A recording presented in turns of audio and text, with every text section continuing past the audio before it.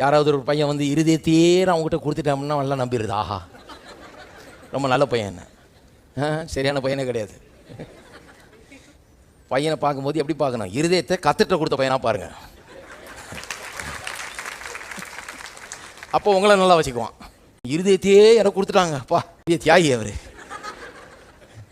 இருதயம் உங்களுக்கு கொடுக்கல அவர், கத்தர் இருதயத்தை அவர் கேட்குறாரு. கத்தர்கிட்ட இருதயத்தை கொடுத்த பையனை பார்த்தீங்கன்னா அந்த பொண்ணுக்கு வாழ்வு உண்டு. கத்தர்கிட்ட இருதயத்தை கொடுத்த பொண்ணை பார்த்தீங்கன்னா அந்த பையனுக்கு அது மூலமாக வாழ்வு உண்டு. ஏன்னா இருதயத்தை கத்தர்கிட்ட கொடுத்தா குடும்பம் நல்லா இருக்கும். இருதயத்தை கொண்டாந்து புருஷன் கொடுத்துக்கூடாது, மனைவிட்ட கொடுத்துக்கூடாது. இருதயம் எங்கே இருக்கணும்? கத்தர்கிட்ட கொடுத்துடணும். இருதயம் கத்தருக்கு சொந்தமானது. இருதயத்தை அதுக்குன்னு கொடுத்துருக்கிறார் கத்தர். இருதயத்தில் அவரை வச்சு பூஜிக்கணும். இருதயத்தில் அவருக்கு தான் இடம். இருதயங்கிறது சாதாரண ஒரு காரியம் இல்லை பாருங்க, அது ஒரு பரிசுத்தமான ஒரு காரியம். கத்தருக்குன்னு கொடுக்கப்பட வேண்டியது. இருதயத்தில் அவரை நேசிங்க, அவருக்காக வாழுங்க, அவருடைய சித்தத்தை செய்யுங்க. அப்படி வாழும்போது குடும்பம் தானா செழிக்கும். அது குடும்ப வாழ்க்கை